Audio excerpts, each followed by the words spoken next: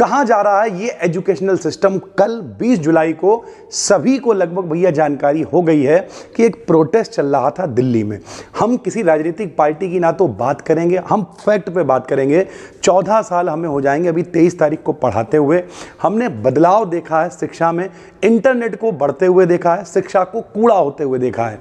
भैया ऐसे ऐसे इवेंट देखे हैं, हम किसी पार्टी को बिल्कुल भी निशाना नहीं कर रहे हैं, लेकिन रियलिटी है हमने ऐसे ऐसे इवेंट देखे हैं जहां पर भैया जो गेमिंग कैटेगरी वाले हैं, जो गाली गलौज वाले हैं, ठीक है, इस तरीके के जो कंटेंट क्रिएटर्स हैं, जो नाच कूद के वायरल हो गए हैं, उन सभी को बुला के प्रधानमंत्री जी सम्मानित कर रहे हैं।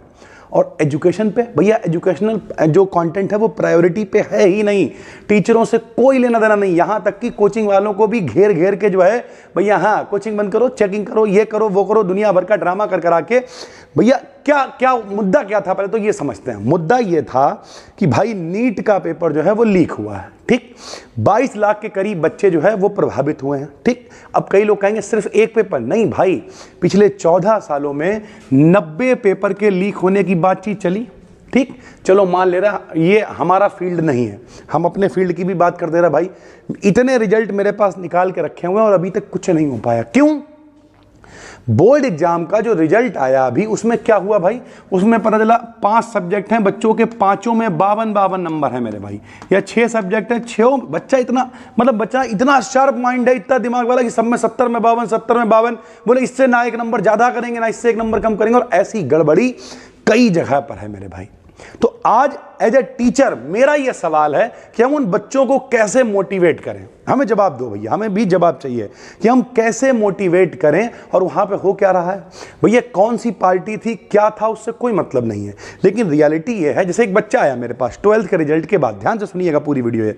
एक बच्चा आया मेरे पास, बोले भैया हमने आपके कहने पर जून से इंस्टाग्राम बंद कर दिया था, फेसबुक चलाना बंद कर दिया था, हमें मैच बहुत पसंद है, हम डेली जाते थे, हमने मैच खेलना बंद कर दिया था, कमरे में मतलब ऐसा माहौल बना दिया था, सुबह शाम दिन रात पढ़ते ही रहते थे, और मेरी आखिरी में जो परसेंटेज है वो केवल 76 रह गई।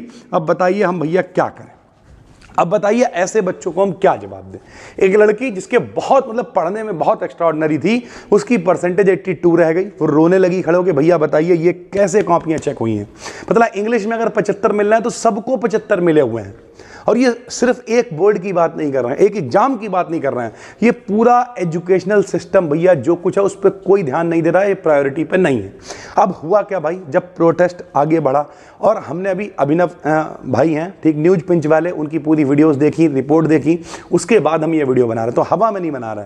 तो अभिनव भाई बता रहे थे कि शाम तक पूरा शांतिपूर्ण तरीके से ही प्रोटेस्ट चल रहा था, एक भी ट्वीट या एक भी जवाब कुछ भी सरकार की तरफ से नहीं आया। और उससे भी ज्यादा भैया खतरनाक बात क्या है, हम वीडियोस देख रहे हैं, उसमें भैया कुछ ऐसे लोग हैं जो वर्दी भी नहीं पहने हुए हैं, टी शर्ट पहने हुए हैं, देखने में बिल्कुल गुंडे लग रहे हैं, और गुंडे लगने वाले लाठी लेके घूम रहे हैं, और भैया किसी को भी कहीं कोई पूछ भी रहा है तो सीधे मारने लगे। दादागिरी वाला मामला यार, ये कोई बैच नहीं लगे हुए हैं, मुंह पे रुमाल बंधा हुआ है, आंसू गैस छोड़ जा रहे हैं, लोगों की खोपड़ियां फूट रही हैं, और घसीटा खदेड़ा जा रहा है भाई। अब आप हमें एक बात ये बताओ, नहीं, विवेकानंद जी ने कहा था कि अगर कहीं को आपको देश को अच्छा करना है तो वहां की शिक्षा व्यवस्था को अच्छा करिए, वहां के स्टूडेंट से मिलिए, वहां के टीचर से मिलिए, और यहां पे हालत क्या हो रही है भाई। तो अब वो बच्चे देखो भैया, ये स्टूडेंट वर्सेस सिस्टम जो हुआ है, लोग अभी हमने वीडियो देखा, लोग आज भी पहुंच रहे हैं, बैठ रहे हैं वहां पर। ईमानदारी से बताएं, मेरे भी दिल में था कि भैया हम भी जाएंगे, लेकिन एक दिक्कत मतलब ये रही, हमारी जो छोटी वाली बहन है उसके बिटिया हुई है, अभी हमें वहाँ भी जाना है, लगभग 5-6 दिन यहाँ ऑफलाइन क्लासेस वगैरह सब बंद रहेंगे। अभी जुलाई ही थी, शुरुआत ही थी, इस चक्कर में हमें परसों ही निकलना है वहाँ, तो हम कैसे जाते क्या करते, इस वजह से हम नहीं पहुँच पाए। वरना मेरी भी बड़ी इच्छा थी यार कि हम वो सारे डॉक्यूमेंट सारी चीज़ें लेके हम भी बैठे जाके, यार एक लाठी पड़ जाएगी कोई बात नहीं, और हम दिल से बोल रहे हैं भाई, कोई स्क्रिप्ट नहीं है, कुछ नहीं है। हकीकत यह है कि भैया समाज में गाली गलौज वाले कंटेंट को बुला के अवार्ड दिया जा रहा है, गेम वालों को अवार्ड मिल रहा है, नाचने कूदने वाले जो है वो वायरल हो रहे हैं। तो बच्चे के दिमाग में भी यही आ रहा है कि कुछ नाच कूद के वायरल हो जाए यार। पढ़ाई लिखाई में कुछ है नहीं, क्योंकि पढ़ाई लिखाई करोगे तो रिजल्ट नहीं आएगा, रिजल्ट आएगा तो ज्वाइनिंग नहीं होगी। हमारी जो सबसे छोटी वाली बहन है, हम उसे एक पेपर दिलाने ले गए, तो वो बहुत खुश थी।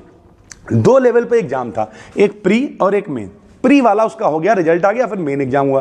बोली भैया जून में रिजल्ट आ जाएगा, जुलाई भी निकल गई है, और बता रही थी उस पर भी धरने होने लगे हैं, स्टे लग गया। यानी पहले तो वैकेंसी नहीं आएगी तो पेपर नहीं होगा, पेपर होगा तो लीक हो जाएगा, उसके बाद फिर कलेश मचेगा, और अगर पेपर हो भी गया तो रिजल्ट नहीं आएगा, रिजल्ट आ जाएगा तो उस पर स्टे लग जाएगा। ओवरऑल बात करें तो भैया एजुकेशन सिस्टम, या फिर बोर्ड एग्जाम की बात कर लो कि भैया बच्चों को जो है तरह तरह के लॉलीपॉप दिए जाएंगे, बाद में मार्कशीट कैसे भी अंधाधुंध चेक हो जाएगी, मतलब कॉपी 15 दिनों के अंदर भैया, चाहे 50 लाख बच्चा हो चाहे 20 लाख बच्चा हो, कॉपी चेक करके पकड़ा देंगे, लो ले जाओ, और उसके बाद कोई सुनने वाला भी नहीं है।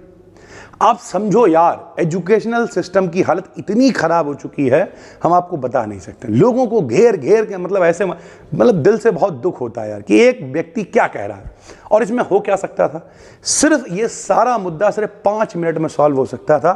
सर जी आपने जैसे कह दिया वैसे ऐसे ही होता है भाई। सबसे पहले तो मोदी जी हर चीज पे आके बोलते हैं, तो मोदी जी को खुद, भैया देश के प्रधानमंत्री हो आप यार। कुछ लोग कहेंगे प्रधानमंत्री सब पे थोड़ी बोलेंगे, क्यों नहीं बोलेंगे भाई, देश के प्रधानमंत्री हो। अगर एक परिवार होता है, उस परिवार में कोई भी समस्या होगी छोटी या बड़ी, तो कौन बोलेगा भाई, जो देश का प्रधान होगा, जो परिवार का प्रधान होगा, मम्मी पापा, यही होता है ना भाई, तो क्यों नहीं बोलेंगे।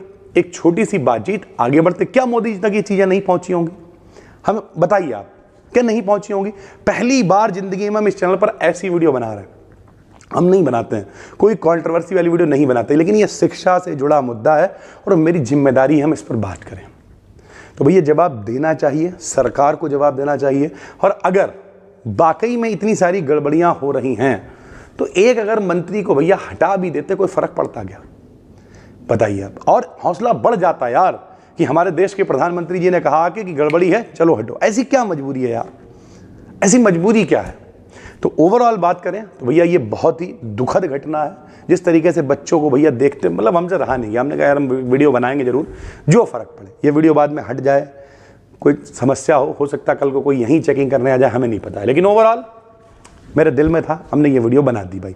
और दूसरी और आखिरी बात, देखो भाई सिस्टम ऐसे ही चलता रहेगा, मतलब बहुत बड़े सुधार की उम्मीद दिख नहीं रही है। लोग लगे हैं शायद कुछ बहुत क्रांति हो जाए, लेकिन हम आपसे कहेंगे कि भैया साथ में ट्यूशन पढ़ा सकते हो पढ़ाओ, पार्ट टाइम नौकरी कर सकते हो करो, ठीक है भाई, कहीं कोई डेटा एनालिस्ट वगैरह की जॉब मिल जाए करो, यानी खुद को कैपेबल बनाने की कोशिश करो। क्योंकि रियलिटी है, अगर आपकी एज 22-23 साल हो गई है, 4-5 साल ऐसे ही ड्रामा चलता रहा, हो सकता है आपकी एज निकल जाए, और एज निकलने के बाद आप सरकार को नहीं कोस सकते हो कि भैया सरकार बेकार थी, इस वजह से मेरी नौकरी नहीं लग पाई, मेरी जिंदगी बर्बाद हो गई। किसी को कोई फर्क नहीं पड़ रहा यार। तो आप अपने ऊपर मतलब कैपेबल होने की कोशिश करिए। जो कोई काम छोटा नहीं होता, कोई काम बड़ा नहीं होता भाई, जो काम मिले वो काम करना शुरू करिए और देखिए उस काम में लोग आगे कैसे बढ़े हुए हैं। अपनी तैयारी जारी रखिए आप, लेकिन भैया साथ साथ कुछ करना शुरू करिए। खाली अगर आप बैठे रहोगे, ऐसे ही टाइम निकलता रहा, तो किसी को कोई फर्क नहीं पड़ता। शायद आपकी पता नहीं कितनों की तो जिंदगियां बर्बाद हो गई होंगी और कोई जवाब लेने वाला नहीं, बस केवल उन्हें ताने सुनने को मिलते हैं मोहल्ले के, घर वालों के। किसी को नहीं पता कि पूरा सिस्टम ही करप्ट है भाई।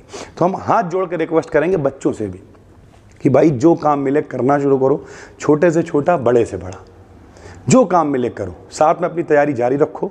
ठीक है, कुछ आपकी किस्मत में होगा, क्योंकि अब तो किस्मत ही चल रही है भाई, जिसकी किस्मत में होगा उसे मिल जाएगा। बाकी मेहनत से हो ही क्या रहा है, मेहनत तो भैया जो है लगातार आप मेहनत करते रहो, कौन पूछने वाला है।